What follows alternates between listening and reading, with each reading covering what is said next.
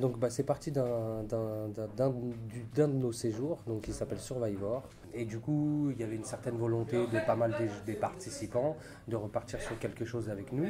Et nous, à ce moment-là, comme par hasard, on avait l'occasion d'aller à Montréal, donc l'année d'après, en août 2013, pour participer à un sommet international de la jeunesse. Et donc de là a commencé le collectif Dreamers et tout le travail d'accompagnement qu'on a pu faire jusqu'à l'objectif d'aller à Montréal en août 2013. C'est le travail de Créaviv qui est le travail d'empowerment. Ça veut dire que c'est du pour et par le jeune. Ok, on fait pour eux, mais il faut vraiment que ça vienne d'eux, c'est-à-dire par eux-mêmes. Et donc du coup, durant un an, ils ont mené des actions d'autofinancement, ils ont écrit des projets sur papier, ils ont rempli des appels à projets, rempli des appels d'offres de fondation. Et puis voilà, qui a mené jusqu'au gala, donc qui était le 15 juin 2013, où là c'était l'idée de faire un gala de bienfaisance, donc c'est-à-dire faire un appel aux dons. La mode Créaviv, quoi, c'est-à-dire très créatif, très expérimental, très créatif tout simplement. Et donc du coup c'était le gala mentoring. C'était aussi une manière de rentabiliser l'événement et de le faire à moindre coût et d'en gagner un maximum d'argent. Et l'idée de Créaviv, c'est vraiment qu'il s'approprie et qu'il soit vraiment acteur. Et donc je crois vraiment que c'était le cas. La constitution d'un groupe, il se fait d'abord et avant tout avec l'envie. S'il n'y a pas d'envie, je pense qu'on ne peut pas faire grand-chose.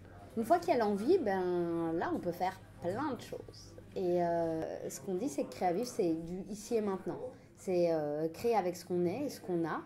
Parfois, on n'a pas beaucoup d'argent, mais pourtant, ça ne nous empêche pas de faire. Et c'est ce qu'on a envie de leur apprendre. C'est qu'au final, ils ont des compétences et qu'ils ne se rendent même pas compte de ce qu'ils sont capables de faire. Et face à une situation, ils sont tellement obligés de faire qu'ils le font sans y réfléchir.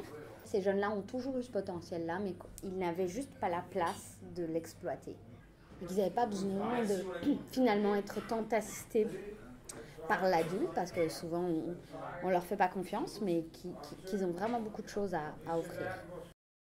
Puis, c'est vrai que nous on fonctionne beaucoup en projet ponctuel, et donc là c'est un peu, on a un peu relais, mais là on nous demandait des choses, fait que là on avait l'envie, c'est ce que je disais au départ, il fallait l'envie de continuer quelque chose d'autre et de se dire comment nous on peut les accompagner dans cette transition de vie.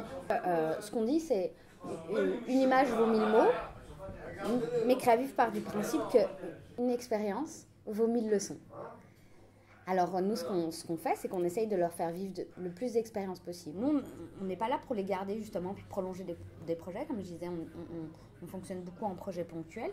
Donc à un moment donné, une fois que c'est fait, tu découvres que c'est réalisable et que tu es capable de le faire tout seul. Puis nous, ce qu'on veut, c'est que ce soit juste un déclencheur pour qu'ils fassent. Et que go ahead, il n'y a plus qu'à faire.